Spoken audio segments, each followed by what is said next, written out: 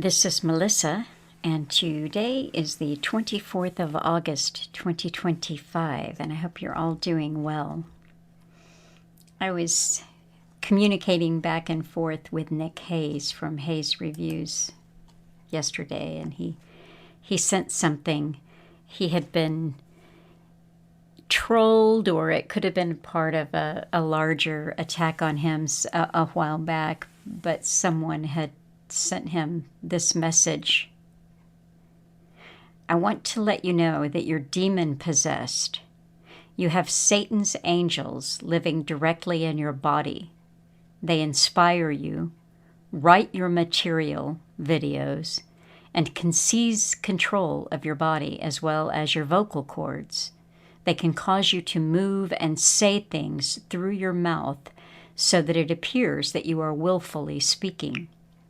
It's a supernatural thing to be able to have a, quote, stream of consciousness, end quote, where you can talk for hours with no script.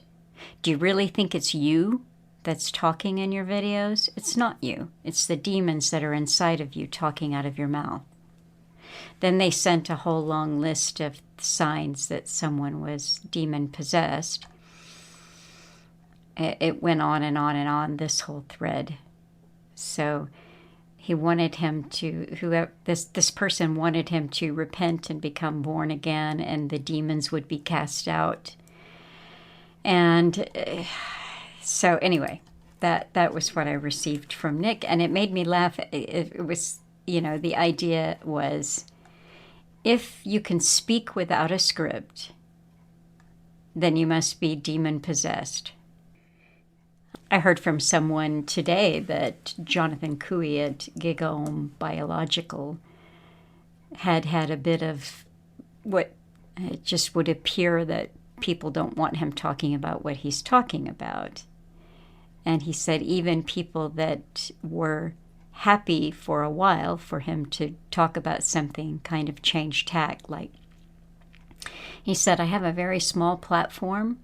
I don't have that many subscribers and followers, but obviously I'm touching a nerve somewhere. I'm saying something that people don't want me to say. And I have discovered in my experiences with Alan Watt that if you're really touching on truth, if you're driving home some important points that no one else out there is talking about,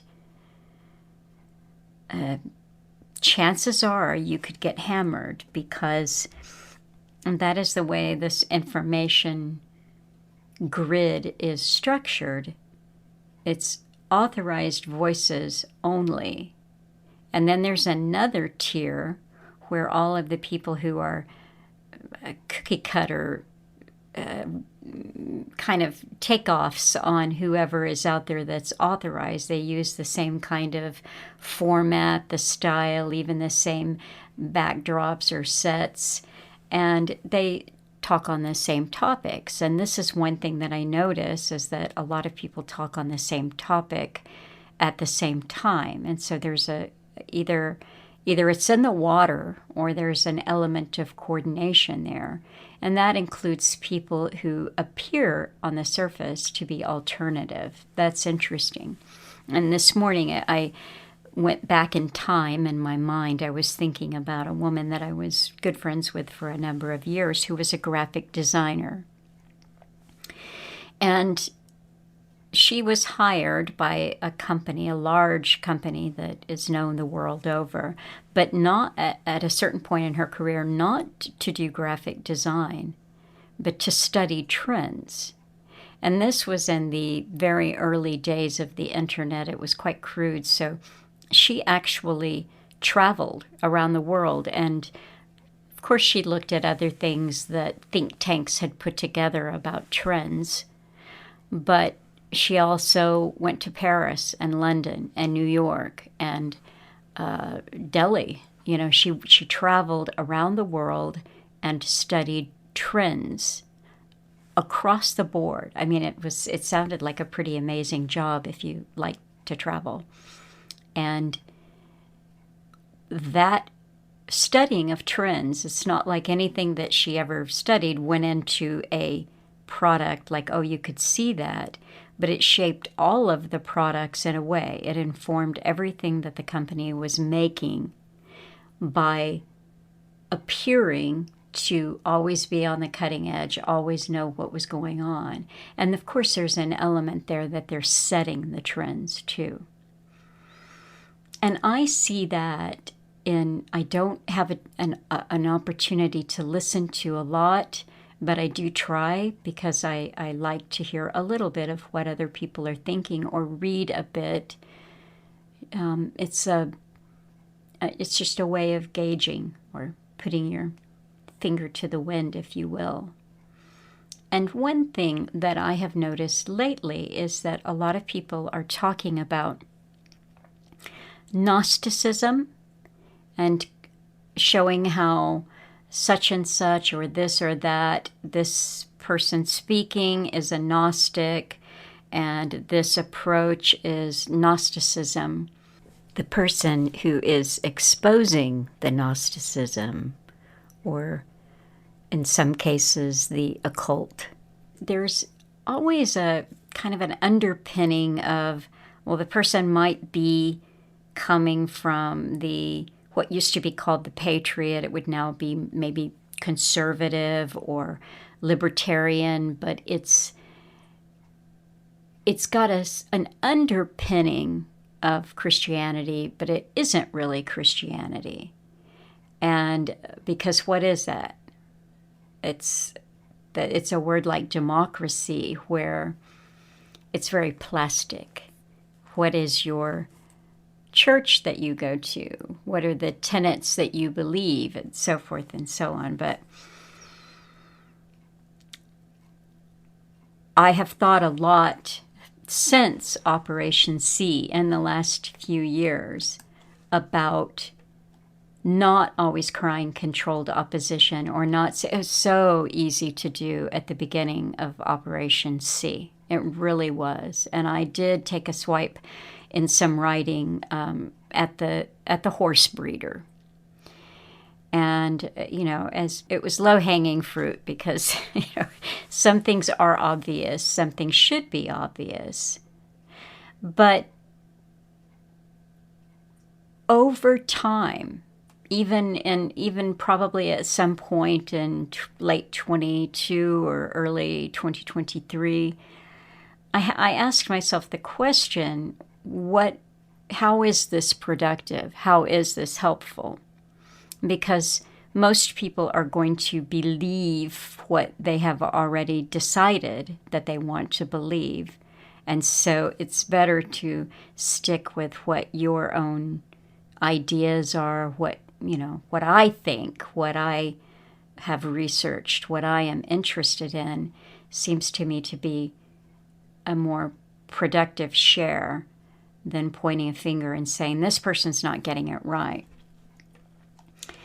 And as I've talked about information overload a lot in the last few weeks, I saw this that came into my inbox. I'm not going to read it. I'm going to read very little today and try to keep this short. But this was from the New York Times, and it was called Revenge of the Followers. An emerging genre of video collapses the boundaries between celebrities and their audiences. And it is interesting. So I'm going to post that because it is the blurring of the public and the private spaces, and it's the blurring of fact and fiction. And so interesting.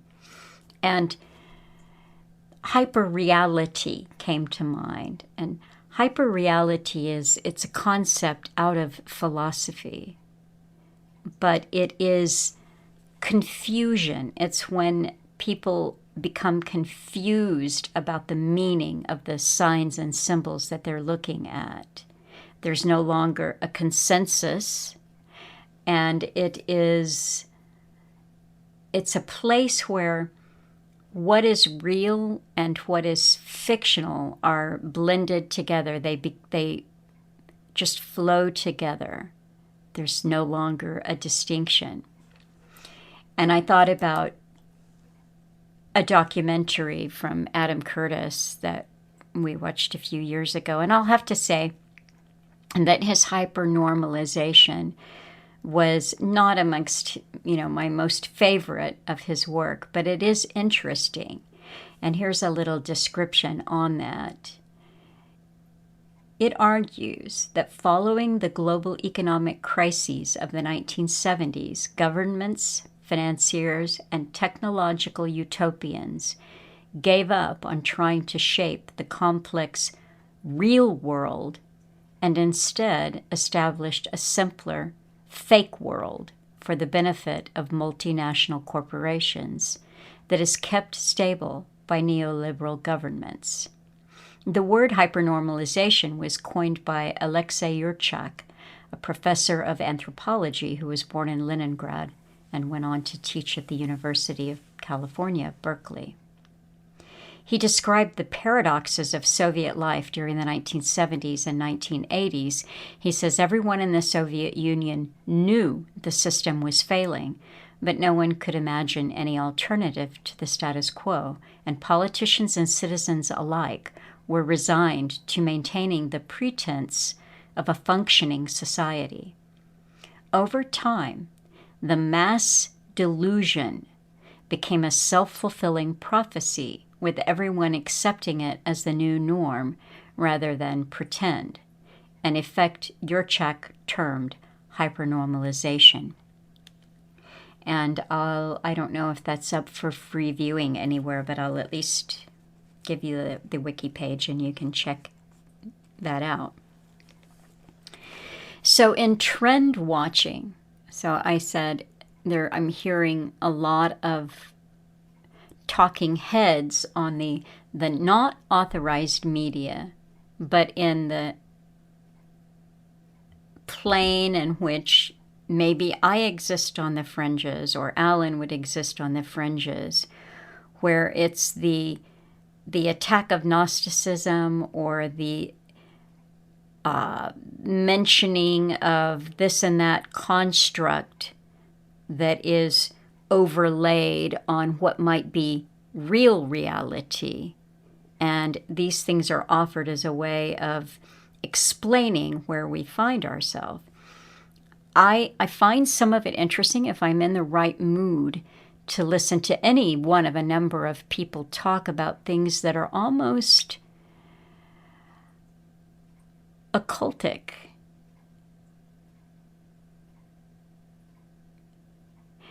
I can be fascinated, and I can find it an interesting thing to plug in there somewhere that complements something else that I already know or think I know.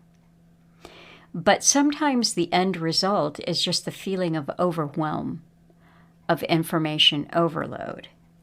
And I think that this is actually by design. I had just seen that from Nick Hayes when I then today went into my inbox and saw that James Delingpole had posted an article on Substack. And again, I will link that for you to look at. But the title of the article was "Are Parasites Demons?" Again, I'll post it for you to read, but at a certain point near the beginning of the article, he was talking about something that he did that with a guest of his that wasn't particularly warm and hospitable, and then he later said, he grudgingly said, he was still hyped up at the time, but he kind of grudgingly apologized and said, "I don't know what got into me," something like that. And he wrote, "Think about that phrase for a moment. We all use it all the time. It's so culturally embedded that we've long ceased to consider its underlying meaning. But what it tacitly acknowledges is the possibility that there exist entities which are capable of entering you and changing your behavior in a bad way. It's a linguistic hangover from the pre-Enlightenment years when people believed in evil spirits. I still do. Like my recent-ish podcast guest, Reverend Jamie Franklin, I'm very much of the view that the Enlightenment was, in fact, another of the enemy's psyops. And I will interject and say I think so too. This one to create a culture in which Christian belief was rendered almost untenable because, hey, it had been proved wrong by the rationalism and empiricism of science. Franklin says of the modern age, there is a sense that we all, Christian or otherwise, have a problem with belief in the supernatural, that it strikes us at a deep level as somewhat far-fetched. So I'll post that, and I was thinking when I saw the article, I was reminded of a little message that I received from James Delingpole a while back saying, when he saw that I'd gone on Substack with Cutting Through the Matrix, he said, it was such a pity that he never got to talk or interview Alan Watt.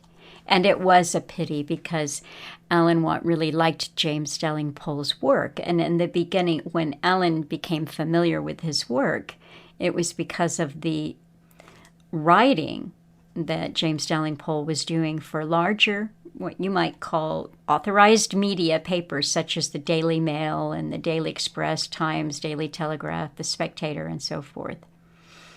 But here's where Delingpole went wrong. According to Wiki, Delingpole has repeatedly promoted climate change denial. And therefore, Alan Watt definitely linked to him quite a few times. The Redux that I chose to bring you today is Alan Watt live on RBN, October 15, 2008. Reality versus Magical Mystery Tour.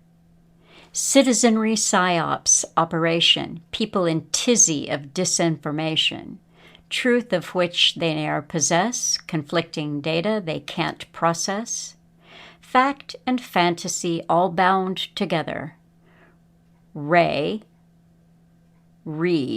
belief, Lygion, the fetter. Round in circles, all amazed, under mind control they must be dazed. Psychological warfare to have success, the victims' minds they must possess. Until they find they're all alone, truth is knockin', but no one's home. In this episode, Alan is talking about how the New Age mixed in. There's a word now that's been coined quite some time now, more than a decade, called conspirituality, and I have written about it in my voice, not sure, quite a bit. But it is a blending. It's not adequate to call the New Age, they're into crystals or whatever, they're, on the fringe kind of things that they talked about, I do numerology, whatever. It's more than that because it is a reshaping of your mind, and that had to go hand in hand. I was thinking of it this morning as a dialectic. Let's just take only Christianity and then put it up against the New Age movement. This is a dialectic, because at the end of every age, as Alan Watt has told us repeatedly, it's a phasing out of the old religions and a bringing in of the new. So neither Christianity in its form of whenever, pick an era, nor the New Age as we know it now go in to the real New Age. There will be something else, and that is the synthesis. But Alan said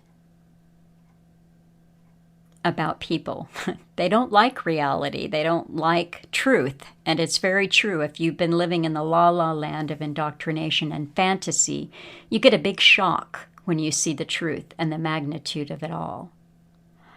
Skipping just a little bit, he said, these things, the junk is deliberately put out there to confuse them.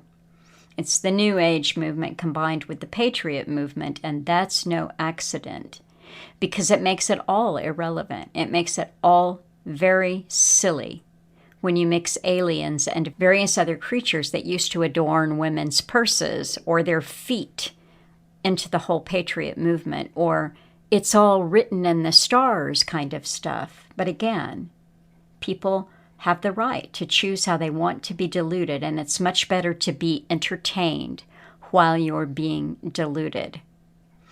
And I will say there that it's all written in the stars is very similar, is it not, to prophecy. Again, talking about the dialectic. It's prophecy or it's written in the stars. Going on a little bit, a few minutes later, he's talking about the CFR and the Royal Institute of International Affairs, and he said it's no accident that all of these people came out to confuse you. You see, they created the whole New Age movement and bombarded us with sci-fi until we can't tell the difference between reality and fiction. People are sitting ducks, you see, for disinfo experts to come out into society. So I have attended the last 2 live streams that Nick Hayes did on Zbigniew Brzezinski's Between Two Ages. And I've really enjoyed it, and I want to try to commit to being there for all of them. Plus, he also has a membership thing he's doing midweek, and he's halfway through already the Club of Rome's The First Global Revolution. But I would like to be involved in that too. As he pointed out, they are complementary books. But it reminded me, I told Nick that I had a copy that it had a few, yes, of Alan's markups, but it actually had a lot of my own markups, particularly where I had marked a place in red pen telling Alan to start reading at a certain point and stop reading at another point. And this would have been the first stream of Nick's that I missed. This is on page 14 of my copy. Lead up to this is when Brzezinski's writing about how quickly it is making us adapt to constant change. So this is where I marked for Alan's start. Eventually, these changes and many others, including some that more directly affect the personality and quality of the human being himself, will make the technotronic society as different from the industrial as the industrial was from the agrarian. And just as the shift from an agrarian economy and feudal politics toward an industrial society and political systems based on the individual's emotional identification with the nation-state gave rise to contemporary international politics, so the appearance of the technotronic society reflects the onset of a new relationship between man and his expanded global reality. So this next subsection, he entitled Social Explosion Implosion. This new relationship is a tense one. Man has still to define it conceptually and thereby render it comprehensible to himself. Our expanded global reality is simultaneously fragmenting and thrusting itself upon us.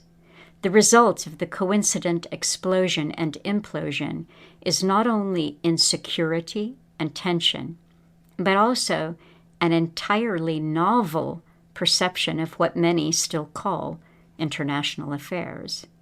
Life seems to lack cohesion as environment rapidly alters and human beings become increasingly manipulable and malleable.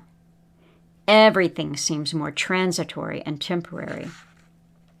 External reality more fluid than solid, the human being more synthetic than authentic. Even our senses perceive an entirely novel reality, one of our own making, but nevertheless, in terms of our sensations, quite, quote, real, end quote. More important, there is already widespread concern about the possibility of biological and chemical tampering with what has until now been considered the immutable essence of man. Human conduct, some argue, can be predetermined and subjected to deliberate control. Man is increasingly acquiring the capacity to determine the sex of his children, to effect, through drugs, the extent of their intelligence, and to modify and control their own personalities. Speaking of a future at most only decades away, an experimenter in intelligence control asserted, "I foresee the time when we shall have the means and therefore inevitably the temptation to manipulate the behavior and intellectual functioning of all the people through environmental and biochemical manipulation of the brain." Thus, it is an open question whether technology and science will in fact increase the options open to the individual. Under the headline, study terms technology a boon to individualism, the New York Times reported the preliminary conclusions of a Harvard project on the social significance of science. Its participants were quoted as concluding that most Americans have a greater range of personal choice, wider experience, and a more highly developed sense of self-worth than ever before. Brzezinski writes after that quote, "This may be so, but a judgment of this sort rests essentially on an intuitive and comparative insight into the present and past states of mind of Americans. In this connection, a word of warning from an acute observer is highly relevant.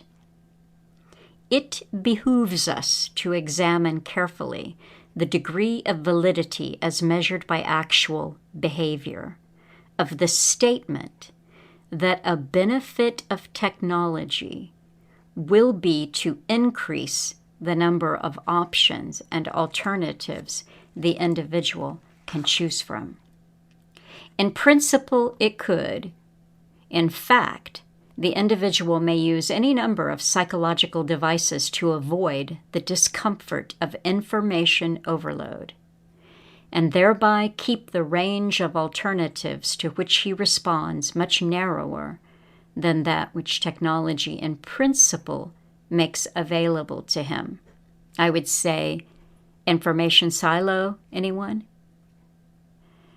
In other words, the real questions are how the individual will exploit the options, to what extent he will be intellectually and psychologically prepared to exploit them, and in what way society as a whole will create a favorable setting for taking advantage of these options. Their availability is not of itself proof of a greater sense of freedom or self-worth. The part that I had marked off to read, for Alan to read, went on for another page, and I noticed as I was reading through that this morning that even the page following that was well worth taking in. But I have tried to commit myself to making these intros just a wee bit smaller or a wee bit weir. So for me personally, I don't have a need to tell you, oh, stay away from this or stay away from that or this is doing that, because then I'm part of the problem, am I not? And as I said in my Real History the other day, you do you. But the information overload is a reality, and sometimes just, a walk in the neighborhood, or petting a dog or a cat, or going outside and looking up at the moon, or calling your favorite friend, or like I say, there's any number of things that you can do that break the spell of technology.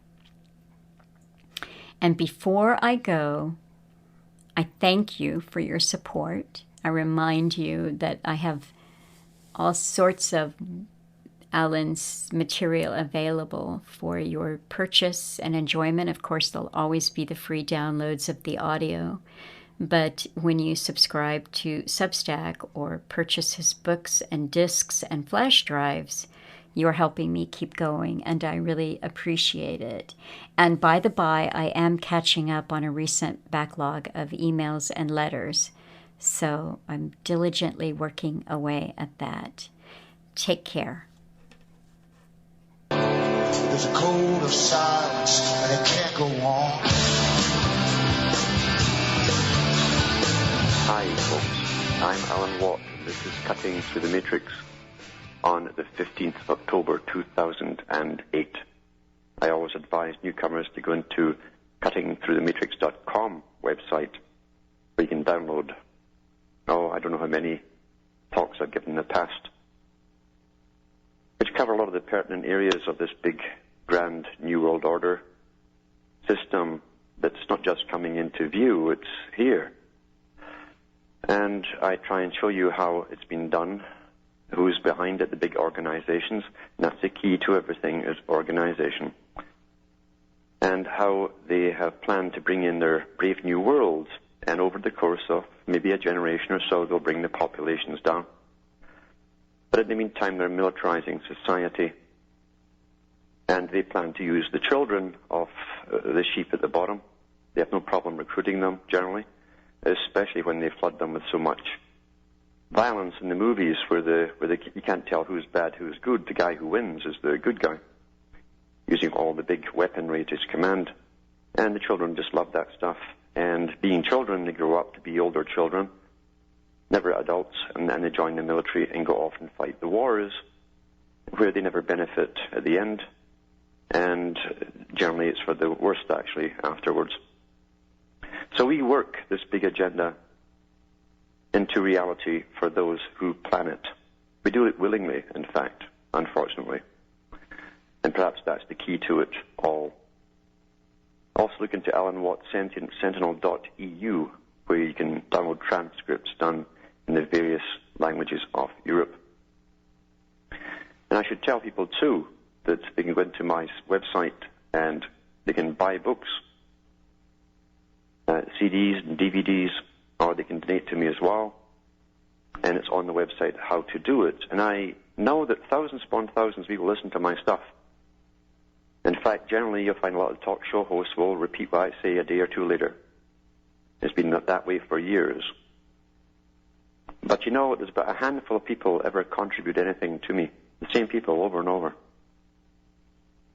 And even today I was pondering the whole thing of, is this really worth doing?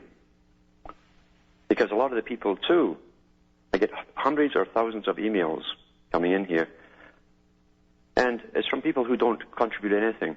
And they're either praising you, which is fine, but praise is cheap,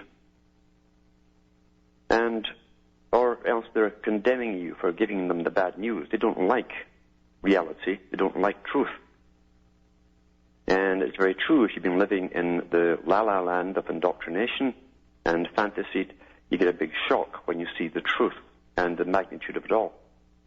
But there's also thousands of people out there, too, who will subscribe to other shows, money-wise, to all the junk that's out there, that's deliberately out there to confuse them in the New Age movement combined with the Patriot movement.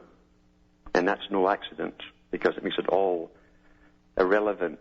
It makes it all very silly when you mix aliens and various other creatures that used to adorn women's purses or their feet into the whole Patriot movement, or it's all written in the stars kind of stuff. But, again, people have the right to choose how they want to be deluded, and it's much better to be entertained while you're being deluded, it seems. And I've been toying with the idea of subscription because I do not live here on fresh air. not that you can get fresh air, because I'm at the top of the jet stream loop, and this is where the heavy spraying comes in. And I'll be back with more of this after these messages.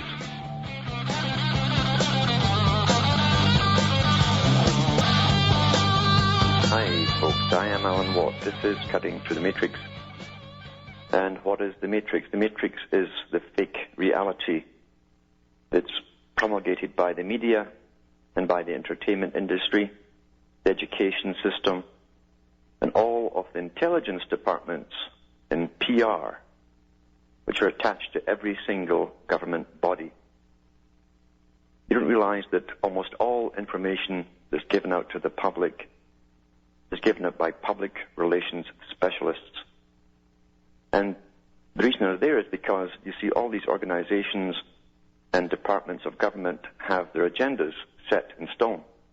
And their job is to try and get you into an idea so you'll be on board for whatever plans they have coming up ahead, and to do it in the most genteel, innocuous way. That's their job. And just this weekend, I read a report from basically the Signals outfit in Britain, where they talk about how they manage the media. All Department of Defense propaganda is managed by basically a regiment. And they decide what you're going to know or think or believe. And they can all be very different things, each one of those. They actually talk about how the whole UK population is their target. And then they go on to their overseas targets. Talk about all overseas media. And they tell their own staff how to get in touch with reporters and get them on board. And editors apparently comply very well. No wonder most of them are in the CFR or the Royal Institute of International Affairs, which is one and the same thing. And they talk about how to secure their target, just like any military operation, and how they must always try and subvert opinion, basically subvert it, and how they subvert any opposite opinion in any media across the world. It's a how-to book on sabotage of media. And yet most people still believe that what's on television or comes through the newspapers must be true. That's how naive they are. As I say, but no wonder, because they're so mind-bombed by what they think is the counter to all this, the truth movement, and all of its aspects, where you bring in the advocates and the devotees of the New Age, till everything's mixed together, and it becomes totally confusing. And it's no accident that there are people out there that are set out there to confuse you. You see, they created the whole New Age movement and bombarded us with sci-fi until we can't tell the difference between reality and fiction. So people are sitting ducks, you see, for disinfo experts to come out into society. And after reading the Department of Defense for Britain and NATO and how they do this kind of stuff, it only confirms what I already know. The people are targeted.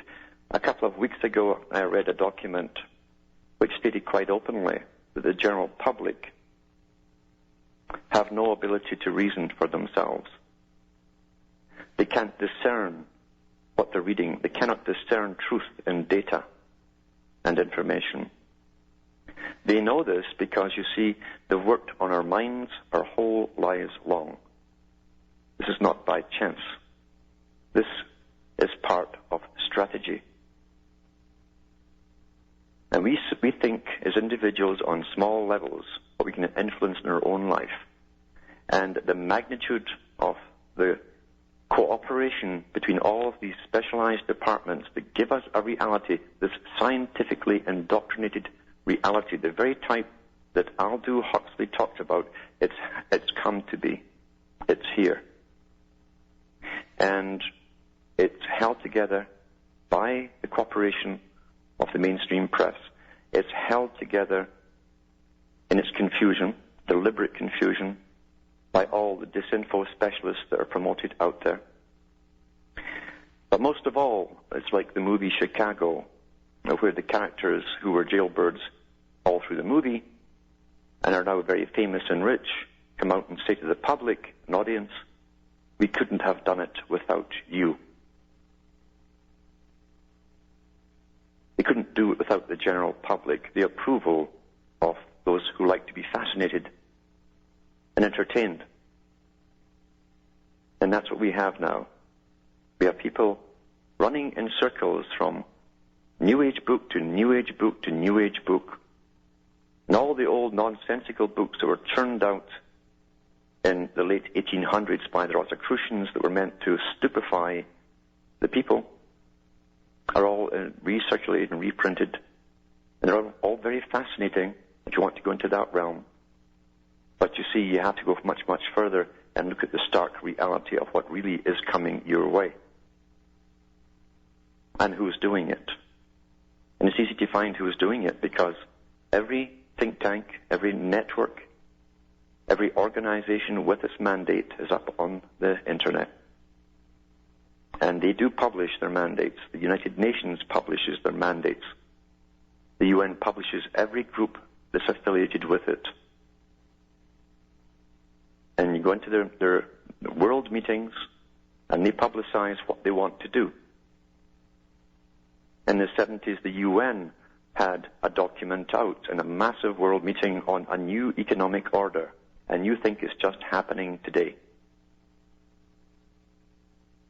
And it's shocking when you find out that I'm even telling you this, because for years you've been chasing rainbows and spacemen and trying to find out the stars really do tell you the future. I keep telling people, if you want to believe in that kind of stuff, train your children to design their own constellations, because you can make anything up that you wish. That way, perhaps, you go towards your own programmed destiny that you created for yourself. But people love to be titillated and they love to be carried off into fantasy. So you have all these people chasing the wrong things, absolute fictional creations by intelligence services. And when they're doing that, they're not watching what's going on. They're not even indignant to what's happening to them personally. Until the boot knocks down their door, that's when they object. But in the meantime, they go along with pretty well anything. And that's what Zbigniew Brzezinski said himself. He said that a technique was coming and being used on the public where they will never guess that all their opinions, and he meant too, all those things you believe in, will be downloaded into you. The people have no indignancy as to what's happening.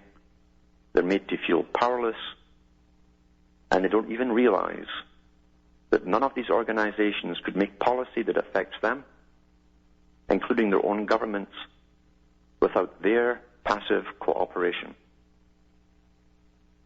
And they keep shouting, what will we do? What will we do?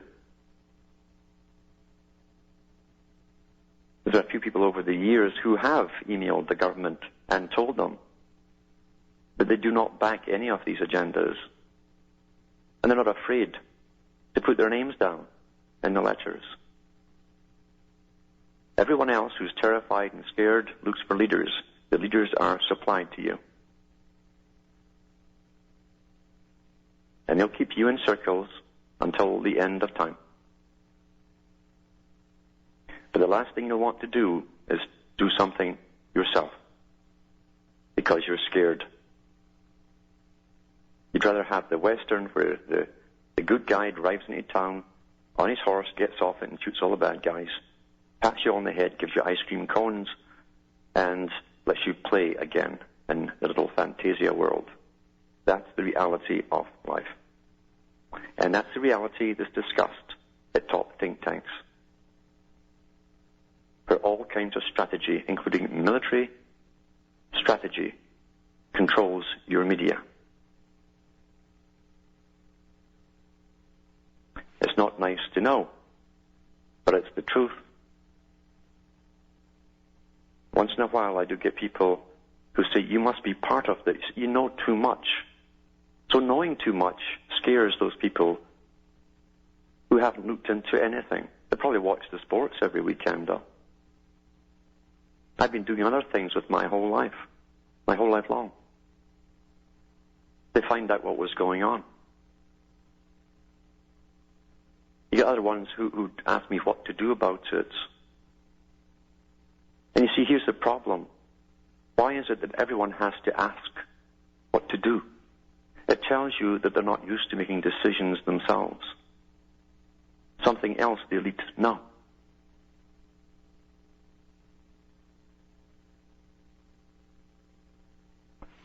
How far can they go to humiliate you?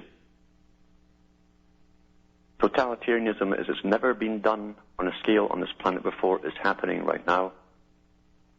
And the people are running in circles and reading junky old books that are liberally put out there to cause the kind of confusion that is happening in their own minds. Because this is a battle for the mind. And it's taken very seriously at the top with PSYOPs operations, in conjunction, as I say, with signals operations, the NSA and every other agency on this planet working together to make sure that you will never have a mind of your own. And I know all of those ones out there too, who do contribute and subscribe to certain shows, that's like Red Eyes and so on. Well, good luck with your brains. You have a lot of unscrambling to do. Back after this break with more. Just letting off some steam here, because I say nothing comes in here much, and thousands listen. Thousands who do listen and subscribe to podcasts even, and like their entertainment, and that's very fine and well. That is their decision. That's their right to do so. I always used to say back in the 70s, when I watched people falling off the stage with LSD, I should say, well, it's their right to scramble their brains and damage it. And I don't mind at all, as long as it doesn't become my problem. In other words, their problem becomes mine. It's a different story. And you got to understand out there too, there's a lot of unstable people. They show their instability by their rants and their raves. One recently called me a communist, apparently, and told people not to donate any money to me. But how far can psychosis go? There's lots of them out there. They can't handle the bad news. The bad news is definitely overwhelming. And a lot of them who are into the New Age are finding that their New Age beliefs aren't enough to keep them intact. They're scared and they're frightened, and so they lash out at people. And that's what people generally do. They like to behead, like to kill the bearer of bad news. I don't see myself as out there entertaining people. I'm not doing entertainment. It certainly is not a business, believe you me. But when you mix entertainment with the truth, you're already in a fictional world. I hope people realize that. And I could certainly tell you a lot more about the occult that's been preached out there, because I've studied my whole life long. I know it from back to front, up and down. And I could fascinate you forever, and you'd probably throw money at me because you do like to be entertained. But I won't do it. I'll leave that to the entertainers. Here's an article here from the BBC News. And what they're doing is militarizing the youth in Britain. So the Prime Minister here, Brown, backs more school cadets. Government review will recommend more state school pupils be encouraged to sign up for military cadet training. It's been reported. Now this ties in with a couple of articles I read about 2 months ago from an ex-admiral who worked in intelligence for Britain, who became a school teacher as well, and who advocated the same thing. And the reason it won't go away is because it's a mandate. It's already on the cards, it's drafted up, it's written out, and it will be made to come. It will be made to pass through. It says here, a civil and military relations review will suggest it could improve attitudes towards armed forces and discipline. MP Quinton Davis, who headed the review, told The Observer the Prime Minister was very keen on using the cadets more. Tory leader David Cameron, who suggested a citizen service for all 16-year-olds, said it was a good idea. I told you years ago this would happen because Hitler did it, the young communists did it too. Every tyrant in history has done the same thing. Only this is to be worldwide. It won't be just Britain. It means all the Commonwealth countries as well. And I have no doubt the US will follow suit. It says, Mr. Davies, a former Tory MP who defected to Labour last year, in Britain they walk across the floor, they call it, from left wing to right wing when it suits them, because it's all a farce anyway. He says, he told the Observer newspaper the Prime Minister is very, very keen on the opportunities represented by cadet forces. He added, we will be making a number of recommendations to increase the use of the superb national asset. The people are the asset. There are only 60 cadet forces in comprehensive, that's the low-class schools, the public schools in Britain. It says in England and Wales, compared with 200 in grammar, that's the ones you pay for, the schools that you pay for, because that churns out the officers, you see. Those that Margaret Thatcher said will lead the country. And it says, last month, teachers voted to oppose military recruitment activities in schools if they employ misleading propaganda. On Monday, the Conservatives will outline some of the policies they would pursue in government to improve school discipline. Asked about the cadet force policy later, and where he thought it was similar to his own calls for a national voluntary 6-week program for all 16-year-olds, party leader David Cameron said, it's good there's a free market in ideas. That's how politicians answer. Politicians don't answer any question directly. They're told, and they're actually taught this. They're actually taught to answer the question as though it was the question they would like to have been asked. He said he was not calling for a return to compulsory national service, that's conscription, but wanted a scheme in which every 16-year-old took part in community service, which is conscription. He added, what the Prime Minister seems to be talking about, extending the cadet force, I think is a very good idea. And it is a good idea if you want a militarized society for this 100 Years' War, you see. You get them in young, and they just graduate right into the army. Mr. Davis said the review was also looking at encouraging the wearing of military uniform by off-duty troops. This is another big thing that this must be. They want to see as the troops in amongst us, you see, until they become used to them. Very used to them. This is all strategy. There's a definite move back in that direction, and there is overwhelming support within the military for this. Well, of course there is. It's those guys that pushed it. He also said to be calling for a re-examination of the way that the military is portrayed in the school's curriculum. And I'll go through this. It's quite interesting after this break.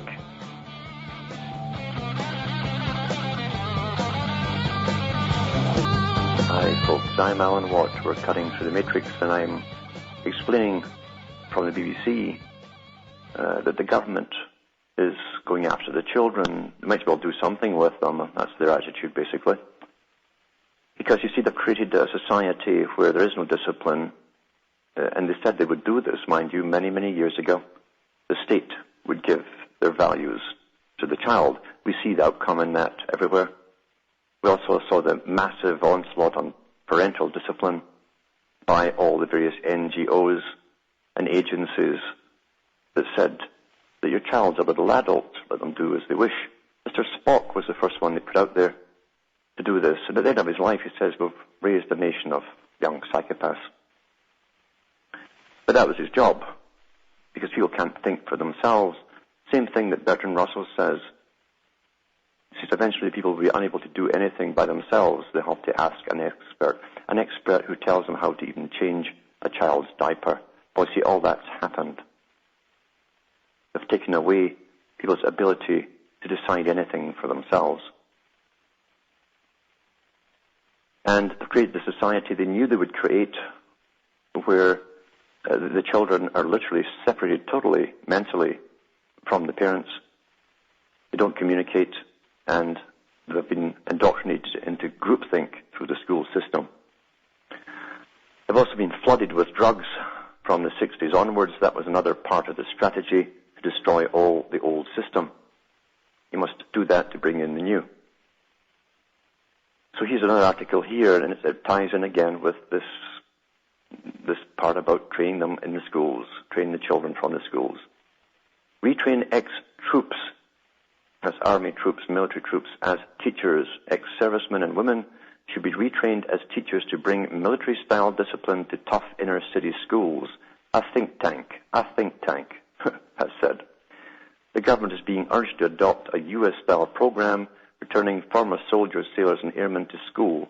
The Center for Policy Studies, and we've heard of them before, haven't we, says ex-soldiers could have a profound effect on discipline and learning. The Conservatives are backing the idea. Well, of course they are, because they're no different from the other side, saying children need order and role models for self-discipline. That is true now that they've done away with fathers. A report by a think tank says the fact that the ex-soldiers had a macho image could help engender respect, particularly among boys, because that's all they've seen in their video games. The big hulking guy with the biggest gun wins. The troops to teachers. That also means students to soldiers, I guess. The troops to teachers program in the US retrains soldiers with a minimum of 10 years experience and a degree as a fully certified teacher. Those with lower qualifications are retrained as vocational teachers. Some 16,000 service personnel have qualified as teachers since T3 was set up in the US in 1994. Whether we like it or not, children from more deprived neighborhoods often respond to raw physical power. Raw physical power. And you know what that means, you see, because years ago they discussed recruiting basically the junkies and the gang members from some of these cities into the military, and it has been done for the last few years. That's what we're after in the first place. And again, the Center for Policy Studies report said that their program had been an outstanding success, with some 88% remaining in the profession 3 years after they qualified, as compared to the usual retention rate for teachers in the US of 50% after 5 years. The report suggested ex-servicemen could have a particularly strong effect on discipline and learning. This is not merely because ex-servicemen are sure of their own moral authority. I guess you get moral authority, you get morality when you go into the military. It's all that blood and gut stuff. It gives you morality, you see. They're not intimidated by adrenaline-fueled adolescence. They have, unlike most teachers, been there before. Well, you see, all teachers get full of adrenaline. It's just that they can't do anything because they're terrified to do anything. You see, but I guess the military guys are different. They'll be able to handle physically any problems, because after all, it's, well, military, isn't it? It's also argued that the perception that these teachers had been in a macho profession would be well received by inner city children. This is Chief of Defence Staff Lord Guthrie said, knife crime, drugs and violence were reported daily in the inner cities. Have you watched what the media and the entertainment industry have given these children to grow up on? Have you watched the slaughter and guts movies? How come they never say anything about Hollywood? Well, it's because, see, Hollywood was chosen at a world meeting in Britain back in the 60s, held by the Royal Institute of International Affairs, to guide the world's future through entertainment, and that would create the culture of the future. It was all over the newspapers at that time. And that's why they'll never, ever report on what's coming out of Hollywood. Their job is to report the effects on society. So that's one article. You can read all the rest of it for yourselves. But there's no magic in there, unfortunately. So if you look for magic or prophets to come along, I'm afraid I don't have them here tonight. And here is one from Melbourne, Australia, on the next part of the abuse system on people who will take it quite calmly.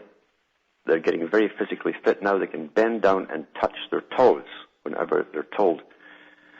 It says here, this is October 15th, scanners being tested at Melbourne Airport will not blur the genitals of passengers. In other words, they can see right through, you can see everything there. It says domestic travellers leaving Melbourne Airport over the next 6 weeks will be asked to test new security scanners that can see through clothing. It's a body scanner trial, and an initiative, of course, there's voluntary testing, but if you don't go through it, they have to give you a rub down, a pat down. They have special people for that who have been raised, who like patting people down of various genders. It says here, Transport Security Authorities are trialling the new X-ray backscatter body scanner, which has been described by critics as a virtual strip search. The scanner uses a low-energy X-ray. X-rays, you see, it's interesting about X-rays because you see each X-ray is accumulative in the body. The radiation is accumulative in the body, but they're not telling you that here. And there's no safe level of X-ray. That's still to be decided. They're finding, for instance, that some children who are X-rayed frequently in Canada for different things, generally bone problems, have all ended up with massive cancers. But they won't tell you as you're paying your money to get to that business deal on the aircraft that make hay while the sun shines, because tomorrow you crumble as your bones fall apart. It says here they're using this to reveal any objects, metal or otherwise, under a person's clothing, including body features. The testing will be entirely voluntary during the trial, which is being undertaken to test how the new scanners would affect the flow of passengers through the security point. Well, I'll tell you how. You know they're going to go through it. It does see through clothing, but it's not a photographic image. It's a low-energy X-ray.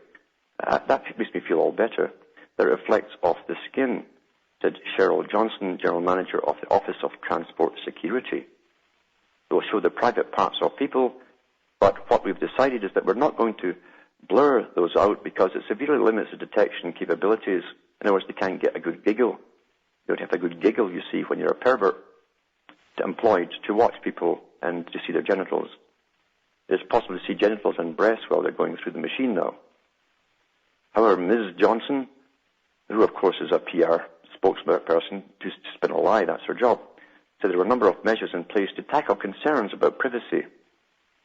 The faces are automatically blurred and is only a chalk-style outline. It's not as invasive as some of our other equipment that we've got. Ha, ha, ha. I wonder if they'll retain her because she's got a loose mouth there. Doesn't think too much, does she? The security officer that's looking at it is located away from the screening lane, so there's no comparison of the person walking through and the image. The images are not saved. You literally walk through. The screener hits a button to say clear, and the image goes. And what's interesting, too, is that the reason they're given these days for in every country for what they do to you, well, the US has got it, or Britain's got it, so that's okay then. If someone, they're still beheading people down in Borneo, does that mean that we should do it too? You see, here's the trick of psychology they use on the populace in every blurb they give out to the media. And Ms. Johnson said these were a direct response to an alleged terrorist plot in 2006 to detonate liquid explosives on board containers or airliners. And that's all I need to tell you today, because everything comes under security. Everything is security. Even taking your children and putting them up in fatigues is to do with security and discipline.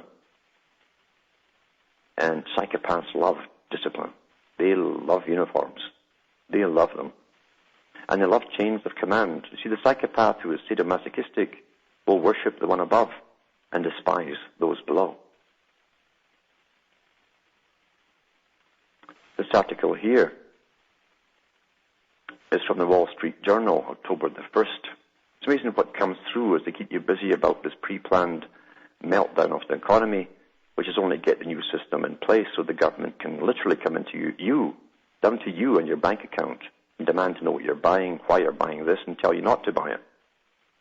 And it also gives them a footprint right into your bank account to withdraw taxes for carbon footprints and all that kind of stuff. You see, that's the real agenda here. It also pushes the next part of the GATT treaty, where the richer countries fund the poor countries.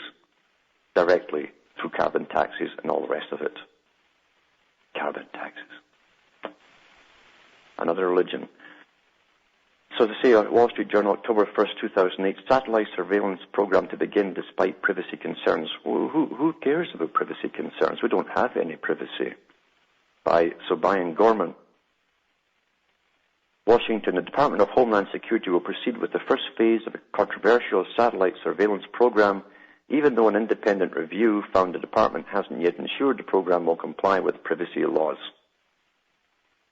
Congress provided partial funding for the program and a little debated, that means it's all pre-planned, you see, little debated, $634 billion, a country that's broke is going to spend this for this, you see, spending measure that will fund the government until early March.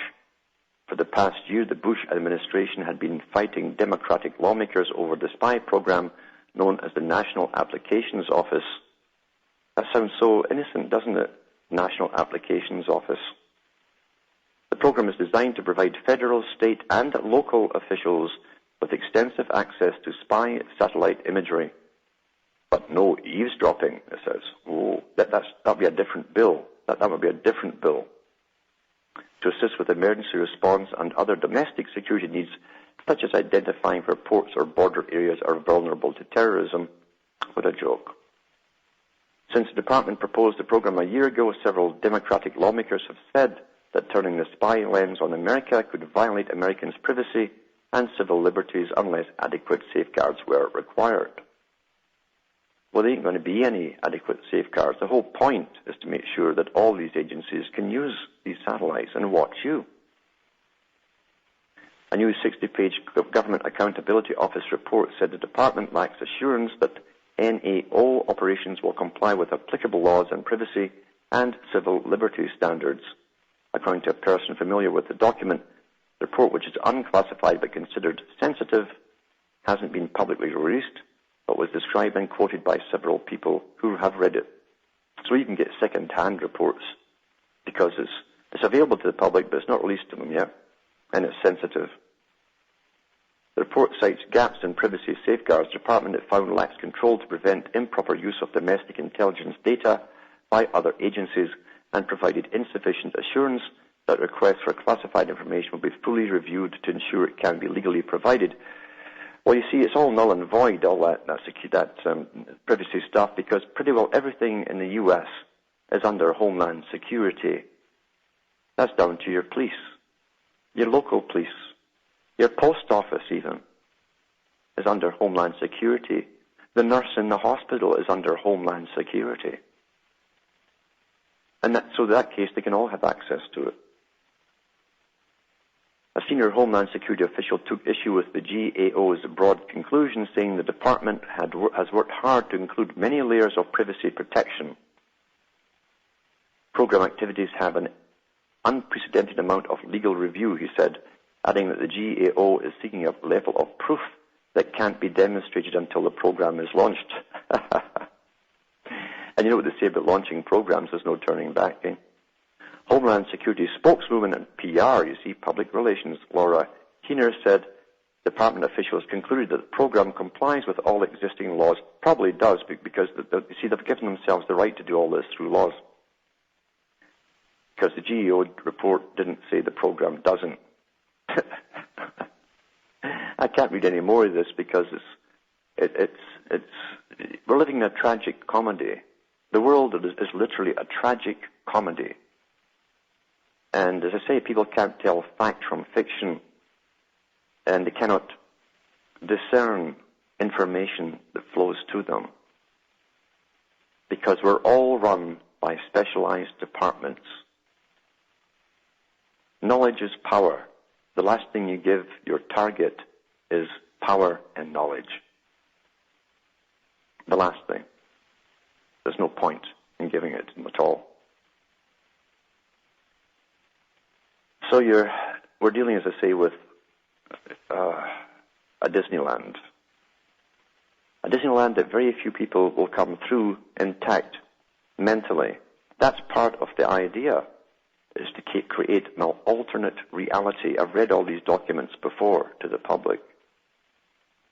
And most people are in this alternate reality, or one of the variations thereof, depending on their own little hobbies, whether it's New Agey, channeling spirits, reading the stars, or looking for reptiles who tend to stand vertically and shapeshift before they drink blood of people. And all of that utter nonsense that people soak up and cannot get enough of. This is from FT.com, the Financial Times. An exit strategy published October 15th, 2008. Governments may hold ordinary shares, but they will never be ordinary shareholders. Public recapitalization is a vital part of the solution to the banking crisis, but the two-tier part-nationalizing banking system it creates carries its own problems, and it may be a lasting legacy. The Swedish government has yet to sell off the stakes it took following its 1992 banking crisis. Some problems of public ownership seem insurmountable. Governments must insist that they will recover their investments, and help must initially be offered on terms that will make it preferable to seek private sector support. And I will finish this article after this break.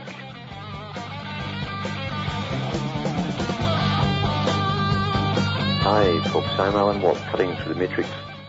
I was going through an article from the Financial Times which points out some of the obvious things, but think about it. Just think about this whole gambling casino, this big roulette table they call the stock market. They call it the stock market, by the way, because market means animals, and the stock are the animals. That's farming terminology. The big boys who rig the system and who run it from the beginning hold all the commanding shares, but all the up-and-coming greedy ones, the low-level psychopaths that want to get on the act, follow the big boys and always lose their shirts.